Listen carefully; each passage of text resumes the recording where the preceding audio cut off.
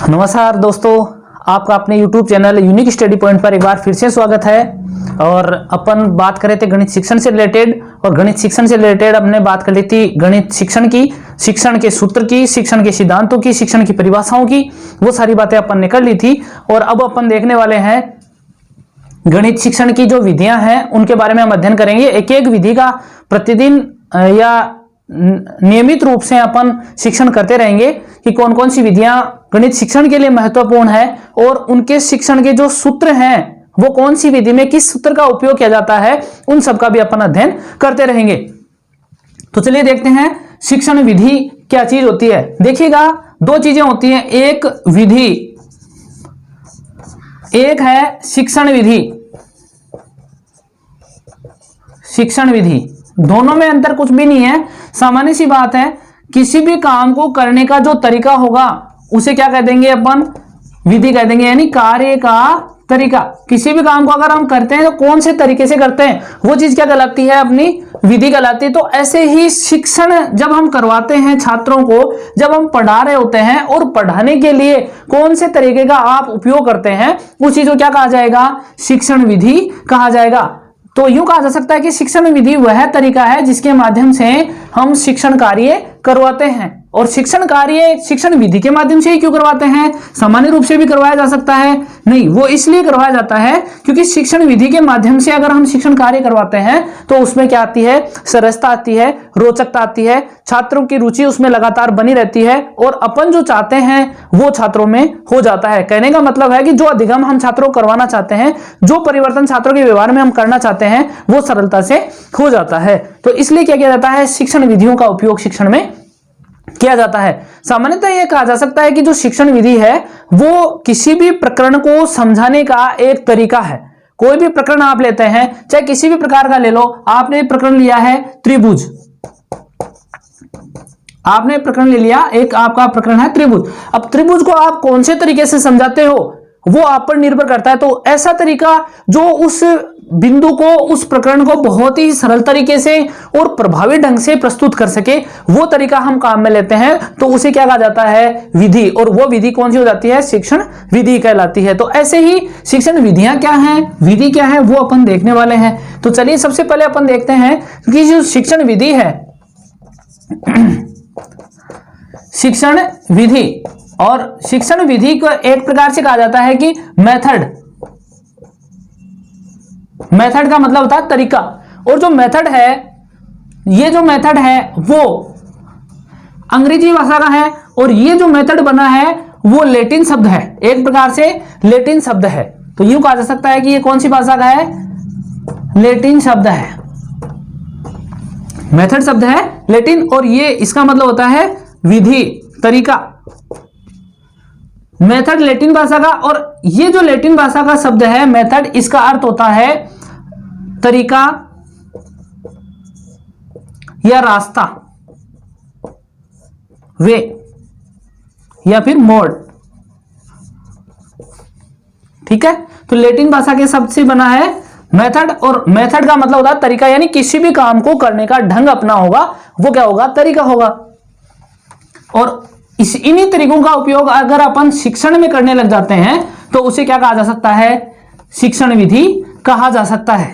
तो ऐसे ही अलग अलग जो मनोवैज्ञानिक हैं उन्होंने अलग अलग परिभाषाओं के माध्यम से समझाने का प्रयास किया है कि शिक्षण विधि कहते किसे हैं। जैसे कि जॉन डीवी की बात करें या बाइनिंग की बात करें, रसेल की बात करें, तो सबने अलग अलग तरीके से बताने का प्रयास किया है। किसी ने कहा है कि जो शिक्षण विधि है वो गतिशील कार्य है, गतिशील कार्य है, यानी लगातार ये क्या करता है, शिक्षण को प्रभावी बनाए रखता है। एक ने कहा है, एक मनोवैज्ञानिक ने कहा है कि ये किसी भी जो अपनी पठन सामग्री है उसको व्यवस्थित करने का तरीका है, और उसको व्यवस्थित करने के बाद हम क्या करते हैं, अपने उद्देश्यों की प्राप्ति करते हैं। तो अलग अलग जो परिभाषाएं हैं उनके माध्यम से शिक्षण विधि को समझाने का प्रयास किया गया है, तो वो अपन अब देखने वाले हैं।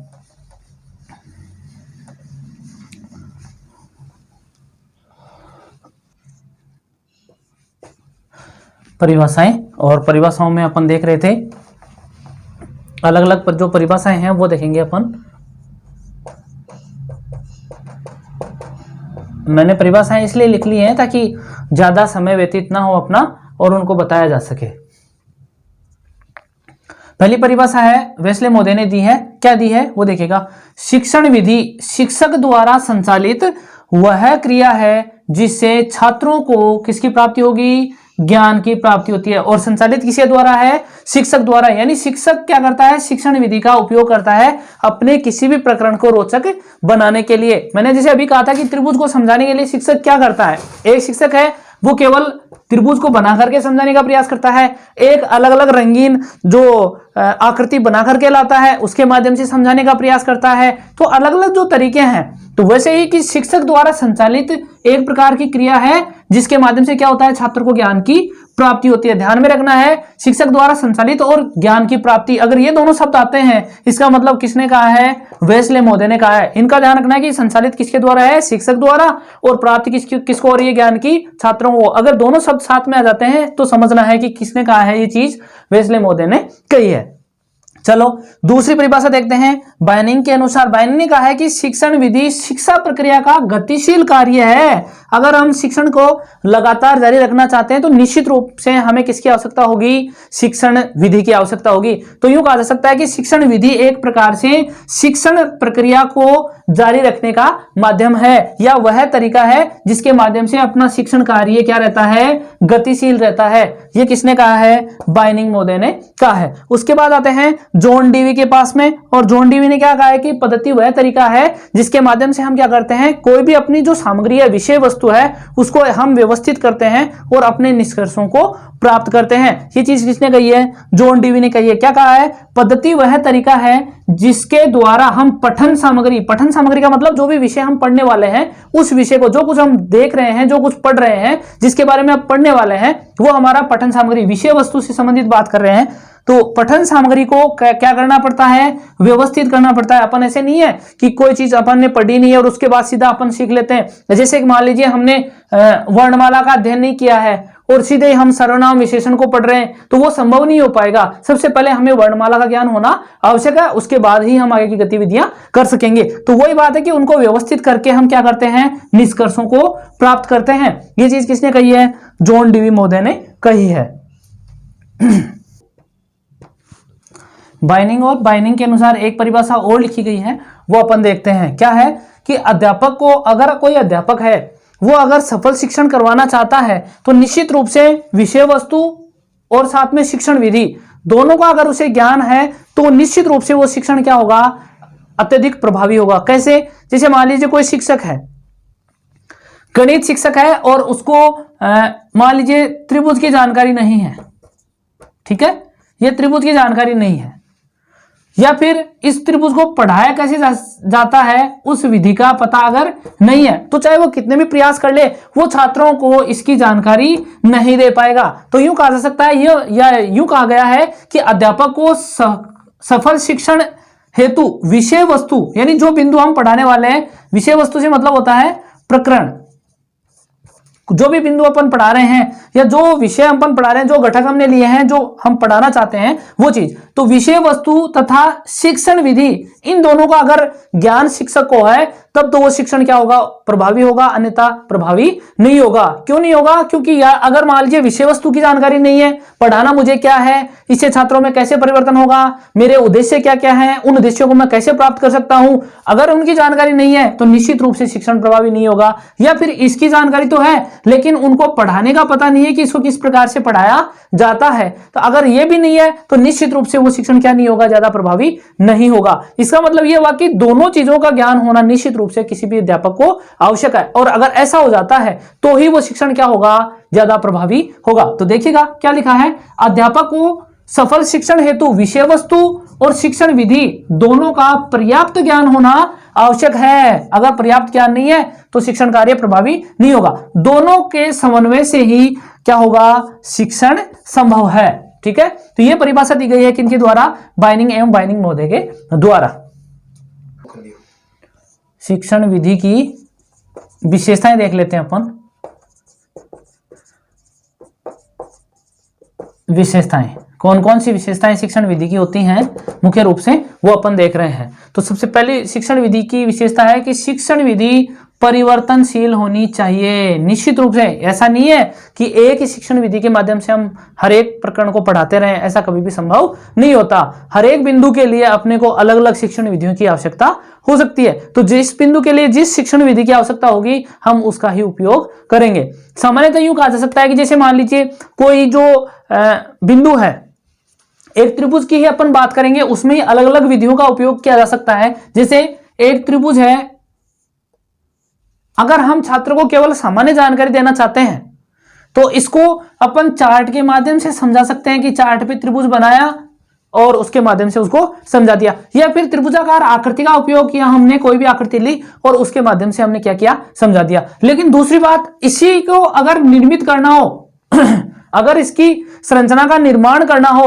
तो निश्चित रूप से हमें क्या करना पड़ेगा, उसका प्रदर्शन करना पड़ेगा, उसका प्रदर्शन करना पड़ेगा।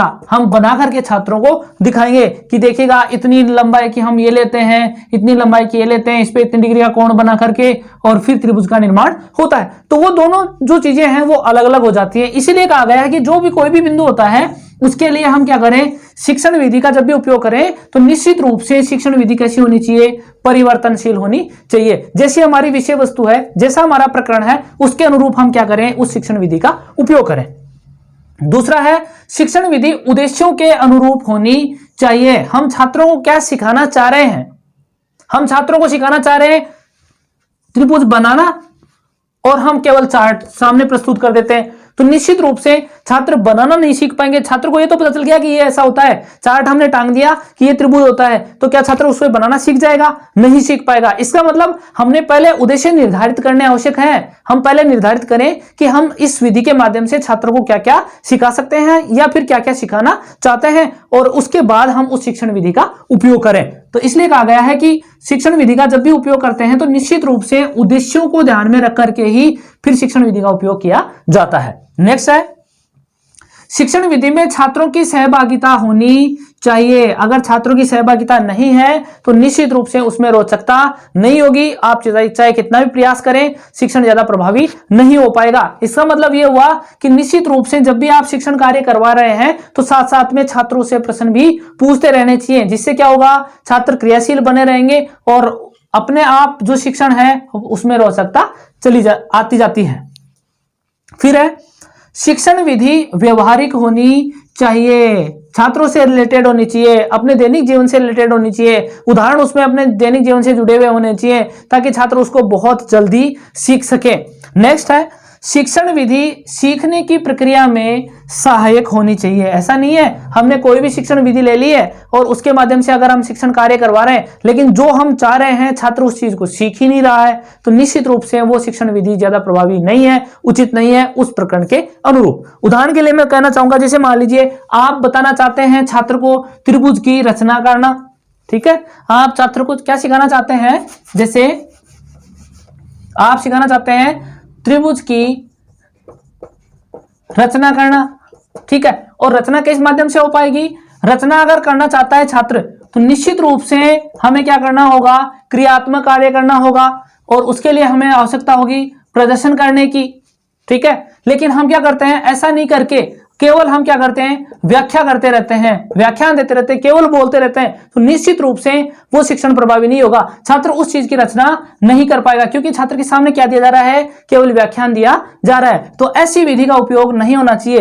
वो विधि काम में ली जानी चाहिए जो निश्चित रूप से छात्रों के सीखने में क्या हो, सहायक हो, ठीक है। तो यही बात कही गई कि शिक्षण विधि सीखने की प्रक्रिया में सहायक होनी चाहिए, छात्रों में निश्चित रूप से परिवर्तन होना चाहिए। नेक्स्ट देखें, शिक्षण विधि के दौरान छात्र क्रियाशील होने चाहिए। ऐसी विधि नहीं हो जिससे कि छात्रों में नीरसता बनी रहे, नहीं, छात्रों को रोचक बनाने के लिए ही तो शिक्षण विधि का उपयोग किया जाता है। अतः क्या करना होगा, छात्रों को क्रियाशील बनाए रखने के लिए या तो उनसे प्रश्न पूछते रहें या फिर ऐसे उदाहरण प्रस्तुत करें जिससे कि छात्र जिज्ञासु बने रहें कि आगे क्या गतिविधि होने वाली है, आगे क्या होगा, इसमें कितना परिवर्तन होगा, ये सारी चीजें उसमें बनी रहें। इसलिए छात्रों को क्रियाशील बनाए रखने के लिए भी शिक्षण विधि का उपयोग होना चाहिए या फिर ऐसी शिक्षण विधि हो जिसमें छात्र कैसे बने रहें, क्रियाशील बने रहें। तो यह हमने देखी है किसकी विशेषताएं हैं, शिक्षण विधि की विशेषताएं, ठीक है। हाँ, तो हमने देख ली है शिक्षण विधि की परिभाषाएं और शिक्षण विधि की विशेषताएं और आगे जो बिंदु है वो हम देखेंगे शिक्षण विधि के घटक, जो अपनी अगली कक्षा में देखेंगे। आज के लिए इतना ही, नमस्कार। और आप ज़्यादा से ज़्यादा हमारे चैनल को सब्सक्राइब करें। आप अपना सहयोग हमारे साथ ऐसे ही बनाए रखें। अगर आपका सहयोग इसी प्रकार से बना रहेगा तो निश्चित रूप से हम और आप मिलकर के आगे की ओर नियमित रूप से बढ़ते रहेंगे। धन्यवाद।